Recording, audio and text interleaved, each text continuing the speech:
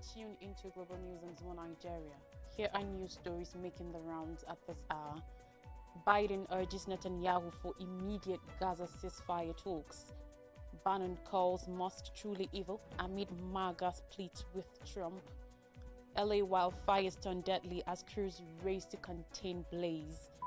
Zelensky opened to swapping in North Korean troops for Ukrainians.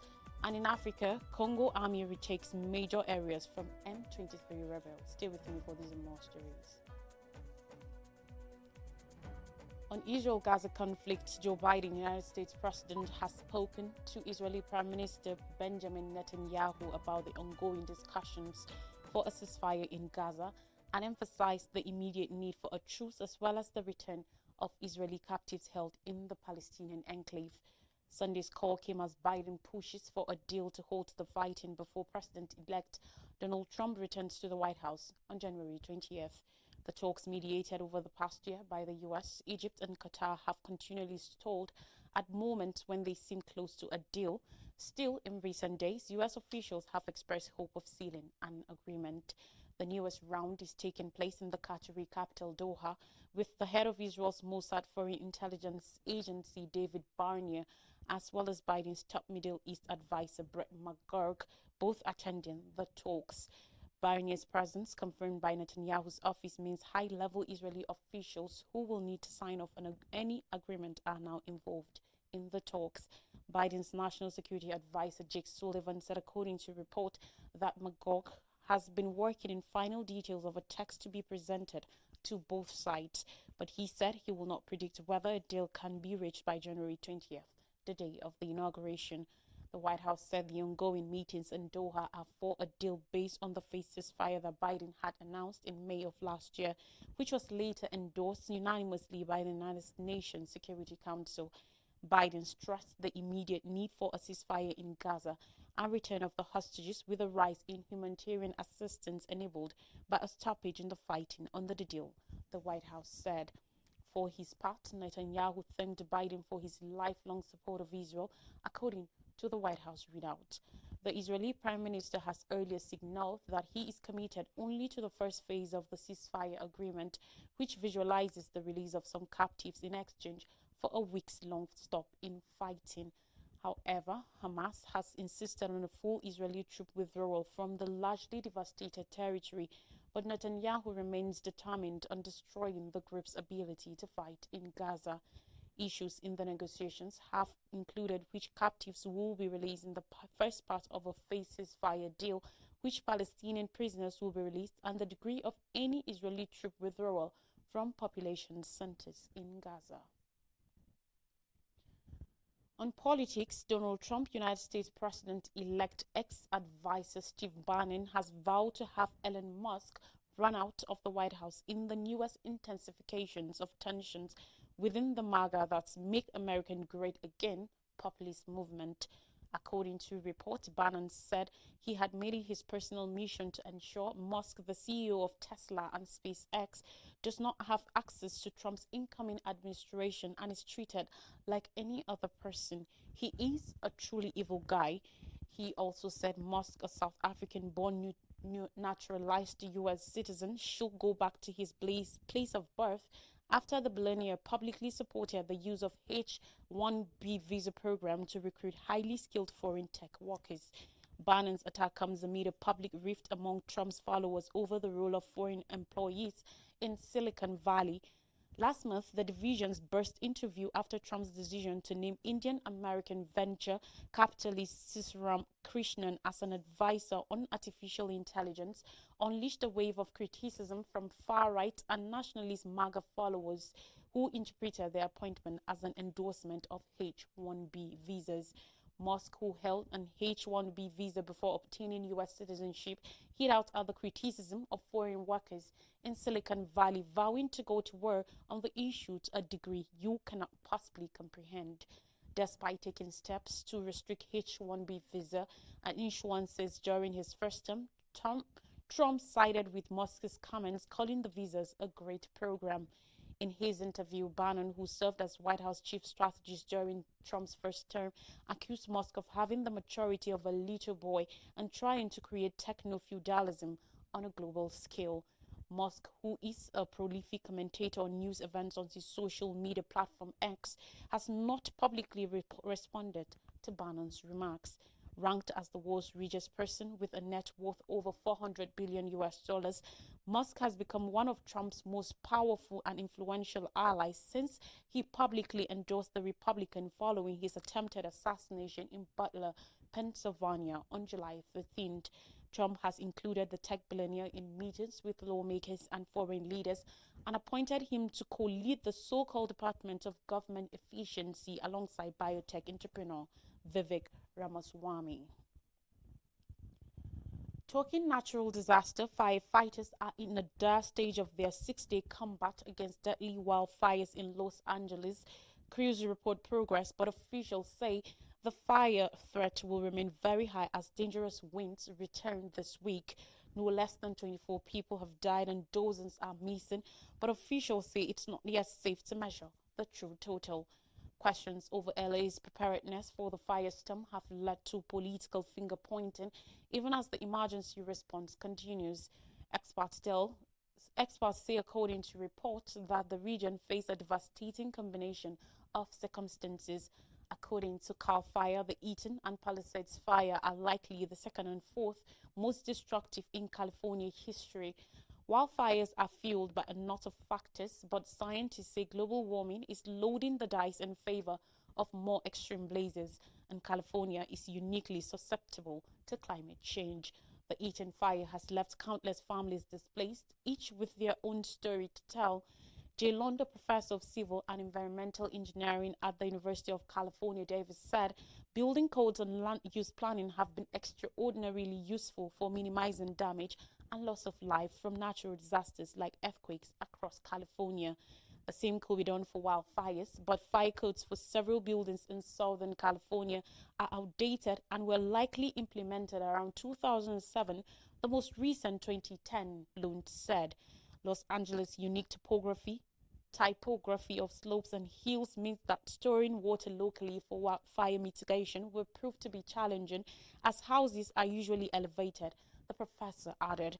A continued and persistent Santa Ana wind event is ongoing across Southern California, where red flag warnings are in effect through Wednesday, including the Palisades, Hearst, and Eaton fires. Winds are anticipated to slightly surge on Monday through the day and could gust between 45 to 55 mph. The possible gusts have put closely 8 million people under critical fire weather, part of the Storm Prediction Center. On Tuesday, winds are expected to peak from the morning through to Wednesday at noon, where the National Weather Service has issued particularly dangerous situation red flag warnings for parts of Ventura and Los Angeles counties. These warnings include the Hearst fire and a nearby, but not including the Palisades and Eaton fires. Though not as extreme as last week, winds could still gust between 45 to 70 mph. Meanwhile, on Russia-Ukraine war, Volodymyr Zelensky, Ukraine's president, has said Kyiv is set to hand over captured North Korean soldiers in exchange for Ukrainian prisoners of war held in Russia. The offer on Sunday came hours after South Korea's National Intelligence Service, NIS, confirmed Ukraine's announcement that it had captured 2 North Korean soldiers in Russia's Kursk region.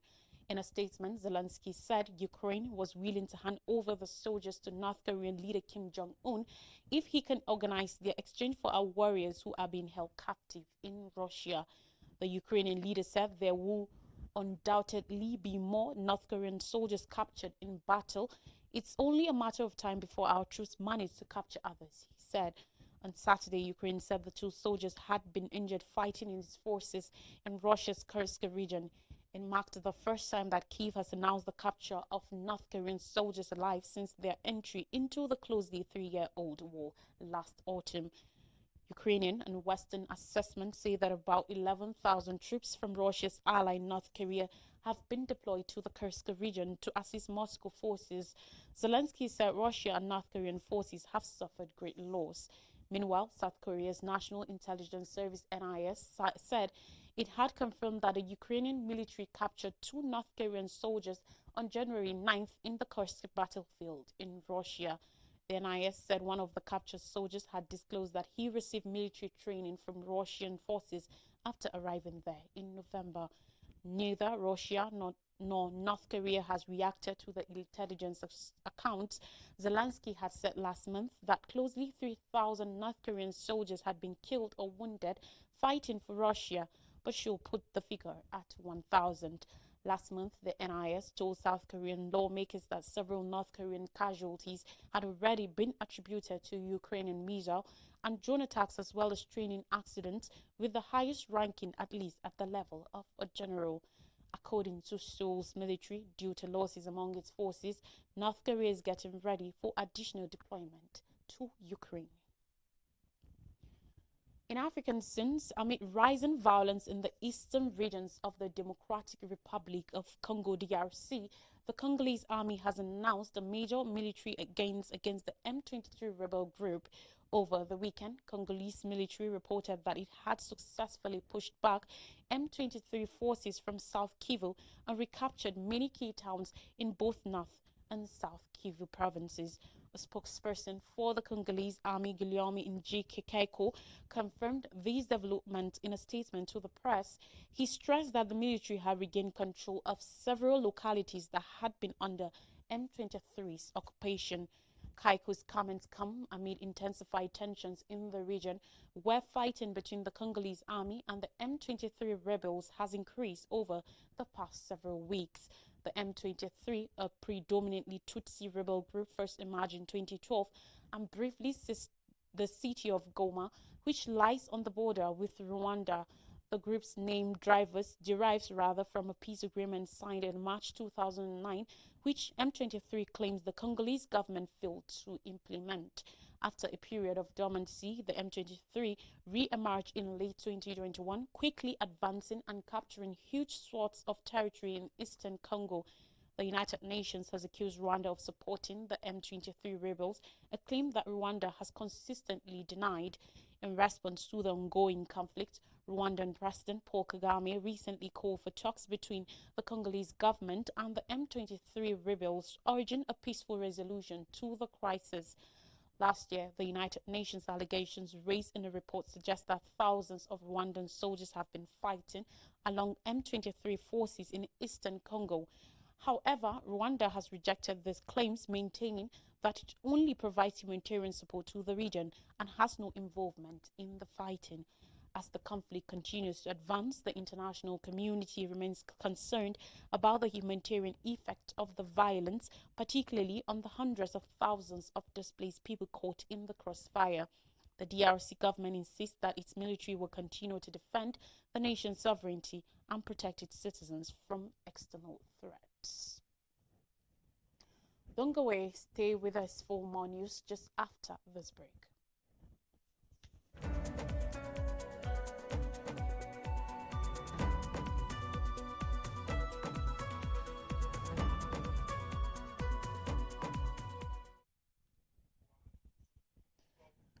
Welcome back and thanks for staying with us. Now more stories, and particularly from Nigeria. We begin with accidental NAF airstrike kills 16 in Zamfara State.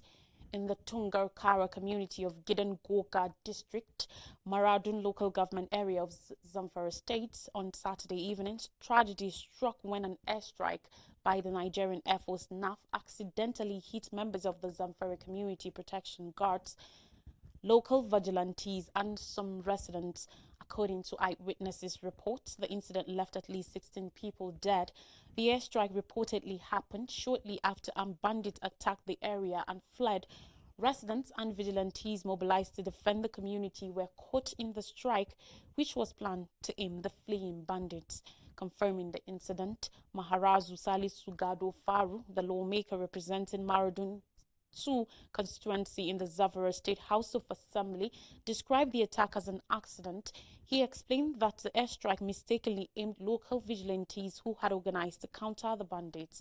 The same death toll remain unconfirmed. The Nigerian military was yet to release an official statement addressing the incident. However, early on Sunday, the Nigerian Air Force announced the success of Operation Fasten Yamma, a coordinated air-ground assault targeting notorious bandit leader Kachala Benlo Turji at Fakai Hills. In a statement, Air Vice Marshal Olushola Akimboyewa, spokesperson of the Air Force, emphasized the operation's success, noting that scores of bandits were neutralized and many kidnapped victims were rescued. The Air Force described the operation as a major step toward restoring peace in Zamfara State. The incident marked the second deadly accidental airstrike on civilians in recent weeks. On December 25, 2024, a Nigerian military air raid mistakenly aimed two villages in Sokoto State, killing civilians during a raid intended for the jihadists. Such tragic errors have happened in the past. On Christmas Day in 2024, two communities in Sokoto State suffered the same fate. Also in December 2023, an airstrike in Tudumbiri, Kaduna State, mistook an Islamic religious gathering for bandits, killing at least 85 people, mostly women and children. Similarly, in January 2017, a fighter jet struck a camp housing 40,000 displaced persons in Ran near the Cameroonian border, killing 112 people. According to reports, Governor Dauda Lawal of Zamfara State lauded the Nigerian military efforts in the renewed onslaught against bandits in Zamfara State, even as he expressed deep condolences to the families of civilian casualties affected by the airstrike. NAF, in a successful airstrike over the weekend, decisively targeted bandits attacking villages in Zurmi and Maradun local government areas of the state. In a statement issued on Sunday in Gusau, the spokesperson of the Zamfara State Governor, Suleiman Bala Idris, said the state government expressed deep condolences to the families of civilian casualties affected by the airstrike at Tungarkara in Zurmi local government area. The statement clarified that the civilian casualties were members of the local vigilante group who were mistakenly identified as the bandits fleeing from Gidan Makera in the Boko district of Zurmi local government areas. On politics, PDP factional secretaries vow to resume today planned showdown. The turmoil in the People's Democratic Party (PDP) may increase following the planned resumption in office by the two factional secretaries Sunday Ude Okoye and Samuel Anyanwu on Monday today. In separate statements, Ude Okoye and Anyanwu said on Sunday that they will return to their duties at the PDP national headquarters, Wadata Plaza in Abuja today. The Court of Appeal affirmed Okoye as the PDP National Secretary in a recent judgment, but the former scribe Anyanwu refused to accept the verdict, insisting that he is still the recognized party secretary. The development has further polarized the party, with top officials supporting either of the two men. Findings show that the development has deepened the divide within the National Working Committee, with at least 12 NWC members and some governors presently supporting Ude Okoye, while others remain loyal to Anyanwu. The opposition party had been embroiled in the crisis since the 2023 election, with several party members blaming the acting national chairman Umar Damagun, an ally of former Rivers State Governor Nyesom Wike, for the crisis. The crunch has had a major effect on all levels and structures within the party. The newest crisis began in 2023 when the Southeast Zone nominated Ude Okoye, a former national youth leader, to replace Anyanwu after he was selected as the party's candidate for the Imo State governorship poll. The Southeast PDP leadership argued that Anyanwu was no longer the national secretary, having emerged as the candidate for the Imo election. However, Ude Okoye's nomination as national secretary led to legal disputes, resulting in two contradictory court rulings. The Court of Appeal on December 20th, 2024 upheld an Enugu High Court decision which had earlier confirmed Ude Okoye's nomination as Anyawu's successor. Armed with the judgment, Okoye arrived at the party headquarters in Abuja on December 31st, 2024 to assume office, but Anyanwu ordered the closure of the PDP National Secretariat to party officials, including journalists, till January 13th. The development almost led to a breach of the peace as supporters of the factional secretaries closely engaged in a violent clash. And finally, on the news, Bayero takes Kano Emirship tussle to Supreme Court. The legal battle over the Kano Emirship extended as Aminu Baba Dan Agundi's senior counsel to the 15th Emir of Kano, Aminu Ado Bayero, announced plans to challenge the recent Court of Appeal judgment in favor of the 16th Emir of Kano, Muhammadu Sanusi II, at the Supreme Court. Dan Angundi, who holds the traditional title of Sarkin Dawaki Baba in the Kano Emirate, revealed the decision during a briefing at the Nasarawa Mini Palace. He described the appellate court's ruling as unacceptable, promising to seek final adjudication at Nigeria's apex court. The emirship crisis had just begun. Nobody can claim victory yet because we are challenging this ruling at the Supreme Court, he stated. He explained that the legal readiness was underway, adding, I have already instructed my lawyers to obtain a certified true copy of the judgment. Once an appeal is lodged at the Supreme Court, the decision of a lower court is stayed until the case is fully resolved. The Court of Appeal's judgment, which triggered the fresh legal maneuver, reportedly suggested transferring the case to the Chief Judge of Kano State for redirection. Dan Angundi noted that the court did not dismiss his claims outright, but ruled that it lacked jurisdiction to entertain the matter. He further clarified the judge who delivered the lead judgment suggested that the case be redirected for fair hearing. The other two judges, however, disagreed with this view, leading to the appeal being struck out. That is why I'm taking this matter to the Supreme Court.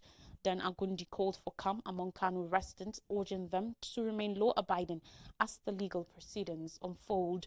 The emirship tussle has been a combative issue in Kano State, attracting nationwide attention due to its implications for traditional leadership in Nigeria's most populous northern state. To refresh your memories, Biden urges Netanyahu for immediate Gaza ceasefire talks. Biden calls Musk truly evil amid MAGA split with Trump. LA wildfires turn deadly as crews race to contain blazes. Zelensky open to swap in North Korean troops for Ukrainians, and Congo army retakes major areas from M23 rebels. Thank you for joining us on Global News and Suma Nigeria. Stay informed, stay safe, and we'll see you next time.